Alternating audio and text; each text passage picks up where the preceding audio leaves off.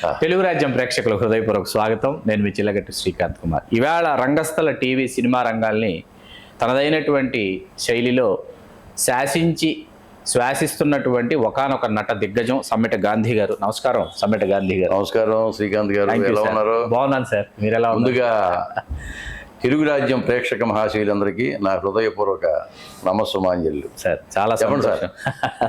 మీరు రంగస్థలం మీద కొన్ని దశాబ్దాల పాటు మీదైన శైలిలో రాణించి ఆ తర్వాత టీవీ రంగం, అటు తర్వాత సినిమా రంగాల్లో ప్రవేశించి మీదైనటువంటి ప్రగాఢ ముద్ర వేసినటువంటి ఒక కళాకారులు మీరు. మరీ ముఖ్యంగా తెలుగు సినిమా ప్రేక్షకులకి మిమ్మల్ని పరిచయం చేయాలంటే రాజన్న సినిమాలో మీరు పోషించినటువంటి పాత్ర, దానికి వచ్చినటువంటి నంది పురస్కారం. మీకు రంగస్థలం, టీవీ, సినిమా మూడు ఈ విభాగాలలో కూడా మీరు నంది పురస్కారాలు అందుకున్నటువంటి ఒక అరుదైన కళాకారుడు మీరు. మరీ ముఖ్యంగా ఓటీటీలో కూడా మీరు ఇటీవల రెక్కి గుర్తున్నంతలో ఆ వెబ్ సిరీస్లో మీరు చేసినటువంటి పరదేశీ పాత్ర చాలా అత్యద్భుతంగా పోషించారు ఆ పాత్ర. మీ నట ప్రయాణం ఎప్పుడు, ఎక్కడ, ఎలా మొదలైంది గాంధీ గారు?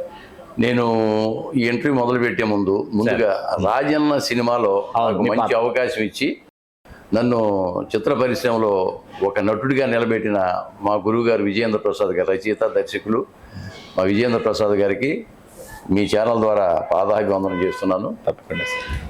నా నేపథ్యం గురించి చెప్పాలండి. నేను మామూలుగా మాది మచిలీపట్నం దగ్గర పెడన మండలం నేలకొండపల్లి అని ఒక చిన్న గ్రామం. మాది రైతు కుటుంబం. నాకు 3 అన్నయ్యలు 3 అక్కయ్యలు. నేను చిన్నవాడిని. నేను అక్కడి నుంచి ఒక 6 కిలోమీటర్ల దూరంలో ఉన్న ముందులూరు హై స్కూల్ అని జడ్పీ చేసుకుని ముందులూరు అని అక్కడికి వెళ్ళి చదువుకునేవాడిని. చదువుకునే టైంలో 8th క్లాస్లో యాన్యువల్ డే ఫంక్షన్ అవుతుంది. ఫంక్షన్ అయినప్పుడు మా క్లాస్ టీచర్ గారు జానకి బాయి గారని ఆవిడ ఒక నాటిక తయారు చేసిందండి. ఆవిడ చూడబోతే చుట్టాలు, పట్టుకుంటే దయ్యాలు పేరు. దాంట్లో ఒక చిన్న కామెడీ క్యారెక్టర్ ఇచ్చింది నాకు ఆవిడ. నేను అప్పుడు పొట్టిగా ఉండేవాడినండి. అది ఫస్ట్ టైం ఆవిడ నా ముఖానికి రంగేసి స్టేజ్ మీద తోశారండి. అప్పటి నుంచి ప్రతి ఆగస్ట్ 15కి లేకపోతే జనవరి 26కి శ్రీరామనవమికి పందిట్లో నాటకాలు వేసేవాళ్ళం. అది అలవాటైంది. ఆ విధంగా నాకు ఆసక్తి కలిగింది నటన రంగం మీద. మా నాన్నగారు కూడా చూసేవాడు నాటకాలు. చూసేవారు. ఏమనేవాళ్ళు కాదా మిమ్మల్ని? ఆయన ఏమనేవాడు అంటే, మేము మామూలుగా డైలాగ్ చెప్పేటప్పుడు మైక్ ముందుకు వెళ్ళి ఎవరు గట్టిగా చెబితే వాళ్ళు బాగా యాక్ట్ చేసినట్టు అనుకునేవాళ్ళం. మా నాన్నగారు చెప్పాడు, అలా చేయకూడదు నాన్న, మామూలుగా మనం ఇంట్లో ఎలా మాట్లాడుకుంటున్నాం అలా మాట్లాడుకోవాలి నాటకం అని చెప్పేవాడు. నా చెప్పాలంటే ఆయన గురువు, నా గురువు. మీ నట గురువు మీ నాన్నగారు. అలా న్యాచురల్గా ఉండాలి తప్పితే నువ్వు గట్టిగా ఎవరు బాగా మైక్ ముందు ఎక్కువగా మాట్లాడితే అది నటన కాదు నాన్న అని చెప్పేవాడు. ఆ విధంగా నేను SLC కంప్లీట్ అయిపోయిన తర్వాత టీచింగ్ ట్రైనింగ్ చేశాను నేను మచిలీపట్నంలో 2 years, 68-70. అప్పట్లో మాకు రాధాబాయ్ గారని మా ఊర్లో ఎలిమెంటరీ స్కూల్ టీచర్ ఒక ఆవిడ ఉండేవారు. ఆవిడ మాకు ఫ్యామిలీ ఫ్రెండ్గా ఉండేది ఆవిడ. మా నాన్నగారిని బాబాయ్ గారు అంట నన్ను బాగా. నీకు చదువు అయిపోయిన తర్వాత నేను హైదరాబాద్ పంపుతాను, హైదరాబాద్లో మా సిస్టర్స్ ఉన్నారు, 2 అక్కడ జాబ్ చేస్తున్నారు, అక్కడ పంపిస్తాను అనేది ఆవిడ. అనుకున్న మాట ప్రకారమే నేను టీచింగ్ ట్రైనింగ్ కంప్లీట్ అయిన తర్వాత 1970లో వాళ్ళ సిస్టర్స్ ఇక్కడ ఒక ఆవిడ ECLలో పనిచేసేవారండి, స్వరూపరాణి గారని. పద్మజ గారు కానీ భారత్ డైనమిక్స్లో చేసేవారు. అక్కడ పంపించాను నన్ను. నేను అక్కడనే వచ్చాను. అప్పుడు 13 రూపాయలు కావాలా టికెట్ బండ్ల నుంచి హైదరాబాద్. సరే వాళ్ళు అడ్రస్ కొట్టినారు, అడ్రస్ ప్రకారం నేను వచ్చాను. ఉద్యోగ నిమిత్తం వచ్చారు? ఉద్యోగ నిమిత్తమే. ప్రైవేట్ కంపెనీలో మైక్రో సెరామిక్స్ అని బాలనగర్లో ఉండేది. అక్కడ నెలకు 100 రూపాయల జీతానికి పాపం నన్ను పెట్టించారండి. వాళ్ళ ఇంట్లో నేను 3 నెలలు పెట్టుకుని ఆ తర్వాత జాబ్ చూపించారండి. జాబ్ చూసిన తర్వాత నేను వేరే రూమ్ తీసుకుని వేరే ఫ్రెండ్స్తో మామూలు వేరే రూమ్లో ఉండేవాడిని. ఒక 3.5 years మైక్రో సెరామిక్స్లో చేశాను నేను. ఆ తర్వాత భారత్ డైనమిక్స్ లిమిటెడ్లో ఒక యాడ్ పడింది, పెయింటర్స్ అని చెప్పి. అప్లై చేశాను నేను. అప్లై చేస్తే ఇంటర్వ్యూ వచ్చింది. ఆ ఇంటర్వ్యూలో అప్పుడు భారత్ డైనమిక్స్లో చేసేవారుగా పద్మజ గారు అని ఆవిడ రికమెండ్ చేసింది, ఇతను మా క్యాండిడేట్ అని చెప్పి. అంటే ఒక బ్రదర్ లాగా, నేను అక్క అంటే చాలా బాగా నన్ను తమ్ముళ్ళగా చూసుకునేవాళ్ళు. ఆ ఇంటర్వ్యూలో ఉన్నది రామారావు గారని, వలవల రామారావు గారని, ఆయన ఇంటర్వ్యూ చైర్మన్. సరే ఆయన మామూలుగా చెప్పిన తర్వాత అంటే మీ బ్రదర్ అంటేనో బ్రదర్ లాంటోడేనండి అని చెప్పింది ఆవిడ. ఆ విధంగా నన్ను సెలెక్ట్ చేయడం జరిగింది. అలా BDAలో చేరానండి. ఎప్పుడంటే 74లో చేరాను. 74 April 2 BDAలో చేరాను. BDAలో చేరిన తర్వాత నెక్స్ట్ డేనే నోటీస్ బోర్డులో యాన్యువల్ డే ఫంక్షన్ ఉంది, ఎవరైనా సింగర్స్ కానీ డాన్సర్స్ కానీ లేకపోతే ఏమన్నా నటులు కానీ ఉంటే పేర్లు ఇవ్వండి అని చెప్పి నోటీస్ బోర్డులో సర్క్యులర్ వేశారు. ఎవరికి ఇవ్వాలండి అడవాల రామ్మోహన్ రావు గారని ఆయనకి పేర్లు ఇవ్వమన్నారు. అడవాల రామ్మోహన్ రావు ఎవరిని అడిగితే ఇది ఆయన వస్తారు టీ తాగటానికి ఆయననే చెప్పారు. చెప్తే సార్ నేను మొన్న చేరాను సార్, నేను కూడా నటుడిని సార్, నేను నాటకం పేరు పోయా అన్నాడు. అలా ఆడిషన్ చేసి నన్ను సెలెక్ట్ చేశారండి. అద్భుతం.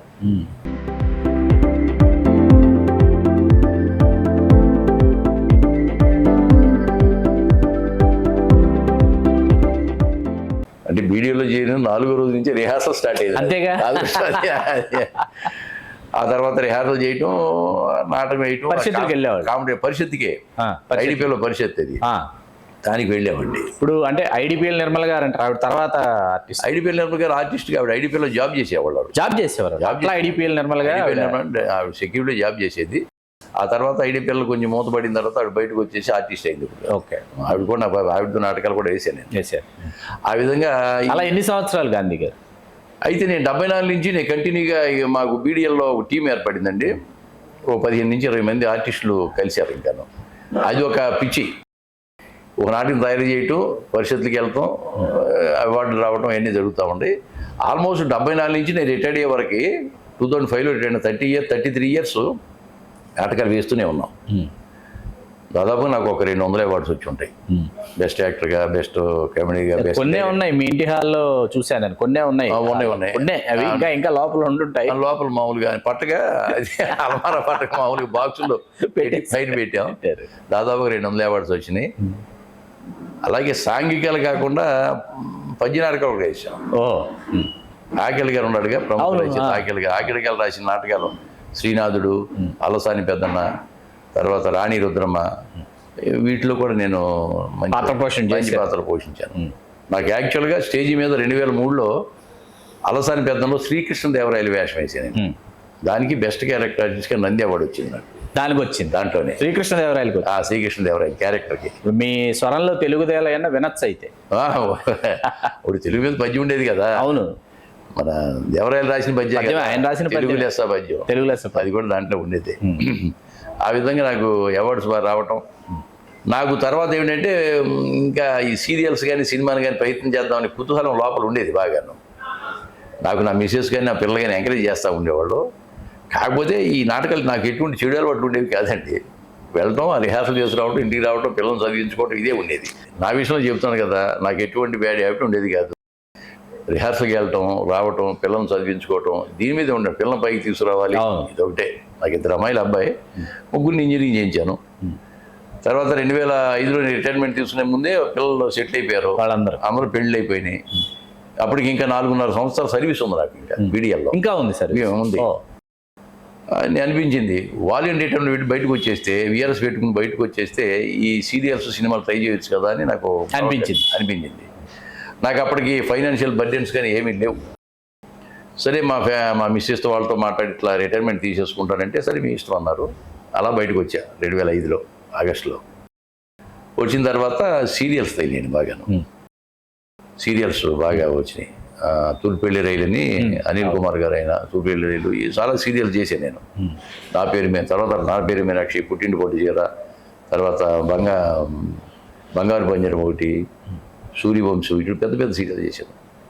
సీరియల్లో కూడా నాకు అవార్డు వచ్చింది, నంది అవార్డు. సీరియల్ కంటే ముందు రాజన్న సినిమా పడింది నాకు. సీరియల్స్ కంటే ముందు రాజన్నల అవార్డు 2010లో. ఒకరోజు నేను మామూలుగా భోజనం చేసి ఆదివారం పూట అలా పడుకుని ఉంటే ఫోన్ వచ్చింది. కేఎల్ ప్రసాద్ అని రైటర్, అతను మన విజేంద్ర ప్రసాద్ గారి శిష్యులని తెలుసు.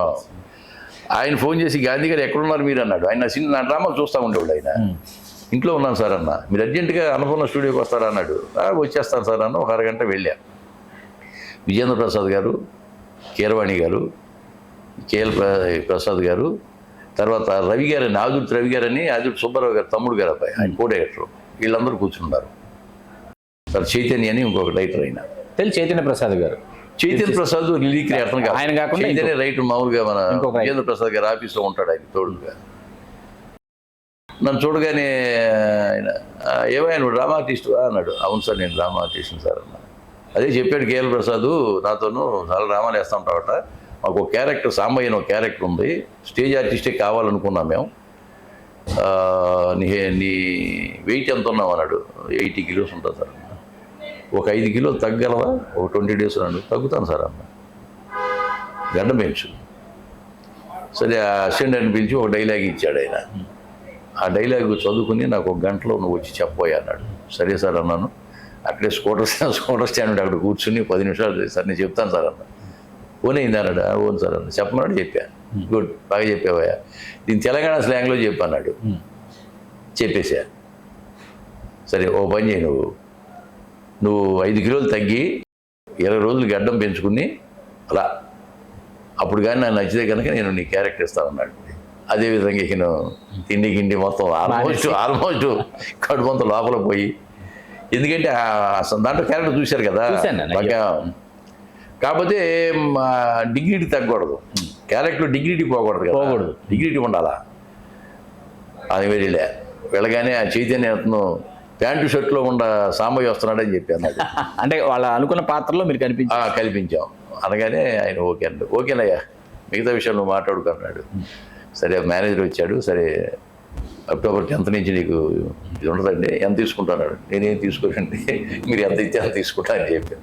ఆ విధంగా అలా ప్రయాణం దాంట్లో వేషం పడటం, అద్భుతమైన వేషం. మామూలు దానికి నంది అవార్డు రావటం, నాకు మంచి పేరు వచ్చింది. ఇక ఫస్ట్ 45 minutes నాదీను ఆ యానీ అని ఆ పాపతే ఉన్నాను. అవును.